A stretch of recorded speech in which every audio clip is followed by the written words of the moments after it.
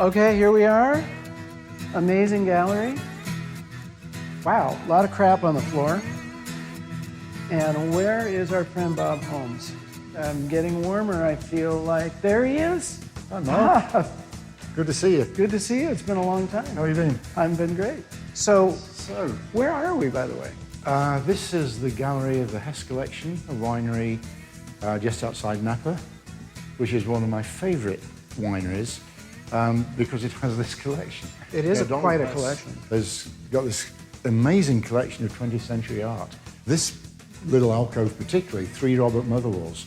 Motherwell has always been one of my favourite abstract expressionists. This work, Elegy to the Spanish Republic, is one of his iconic images. Most major museums have a version, but you don't expect to see it in Napa Valley. Right. And you know, this kind of painting really influenced my photography. And there's an uncanny relationship.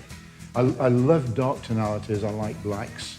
And as we do some photography around here today, hopefully you'll see the correlation between this kind of painting and how I've learned to see. Yeah. And I'm sure my vision has resulted from this. It's absolutely uncanny in some instances how closely my photographs reflect the paintings.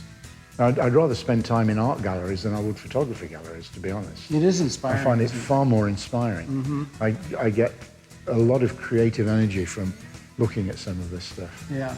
So let's go and see what we can find. Yeah, let's do that.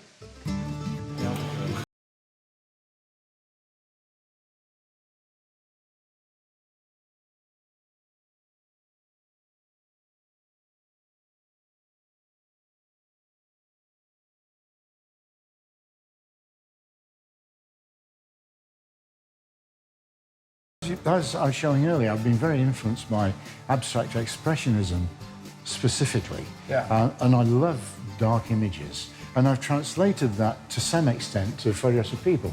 And the beauty of it is that you don't need model releases because they're not recognizable. There you go. And it depersonalizes them. I use people in photographs a lot.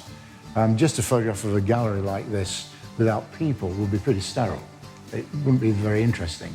So I like to get people in the shots, but to totally depersonalize them so that they become a graphic element in the photograph rather than a person. You're not focused on them. You don't see them as a person. You're looking at the piece it's of purely art. a graphic element, but they're obviously people. Yes. And you look for details like make sure legs are separated and arms are separated so that they read as people, particularly if they're really small in the shot. I use a lot of, particularly if I want to show scale of something, use people really small.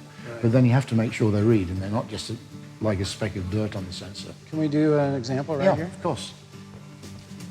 Come back, shoot with a fairly wide lens, and look at the painting. Perfect. What I would normally do when I'm shooting something like this is not work with a model. Yeah. I'd watch their body movement and watch for their body positions and gestures and so on, and be very aware of that. Those little details make all the difference between an okay photograph and a good one. The little gestures make all the difference. So if you can get someone sort of bending over and looking or whatever, right, that will transport it.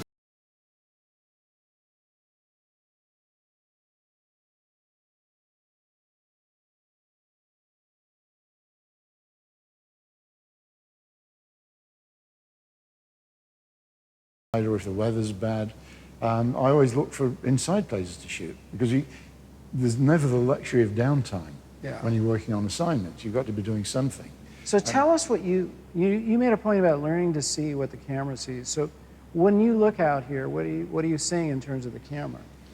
I love the light on the barrels, both the light from the winery itself with these overhead tungsten lights, but also the light coming through the windows. Mm-hmm. This window I love. Oh, that's beautiful, yeah. I could imagine that if it was earlier in the day, you could get sunlight streaming through, which can be absolutely magical light. So sometimes I find it very difficult to verbalize because I know the camera so well, and one of the biggest lessons you can teach is that you should learn your camera inside out so that it becomes intuitive. You pick it up, you don't even have to think about the settings. Right. And you just respond to what's in front of you. I was shooting Day in the Life of Israel a few years ago, and I'm shooting at the Western Wall in Jerusalem, and I visualized the shot I was after, of a sea of Hasidics with their hats, and they were all in black, and they were forming a silhouette, very much like the mother wall we looked at upstairs. It's a composition in blacks. And I was waiting for a punctuation, because one thing that most photographs need is some punctuation point, some little element that will bring it to life. What is an example of a punctuation point? Whether it's well, it could be you as a person in the gallery upstairs with the big pictures and just a little figure. Okay. It could be a splash of red. It could be anything. But it's just one little point that brings the photograph alive. And for this Western Wall shot, I was waiting for something to happen. I didn't know what exactly. Just this little boy in the middle of this sea of black hats, wow, which made the shot. But I did it intuitively. It's exactly what I was after, but I didn't realize I got it until I saw the developed film. You have to practice, and you do with anything, whether it's painting, photography, whatever art it is, you have to put time in to learn to know your equipment and to learn how the camera sees. And that's really important. And not getting distracted by the equipment at all. Well, let's go out and get a shot here. Good. The atmosphere in here is beautiful. It's an old building. It's beautiful, beautiful. I love the light. I like the modulation of the light. I love the light coming through this window. I'd like to get it a little bit backlit, so I get nice light. There, that's nice. Oh, that is beautiful, beautiful, beautiful.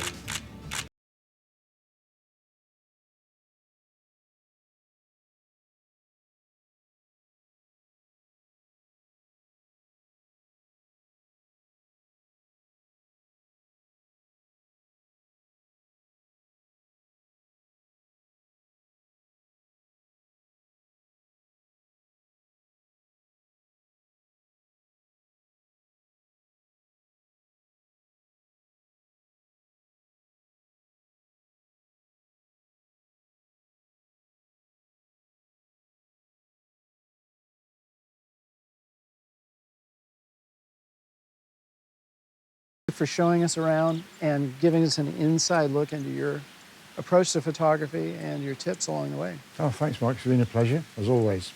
Look forward to seeing you soon. Thank you. You bet. Thank you.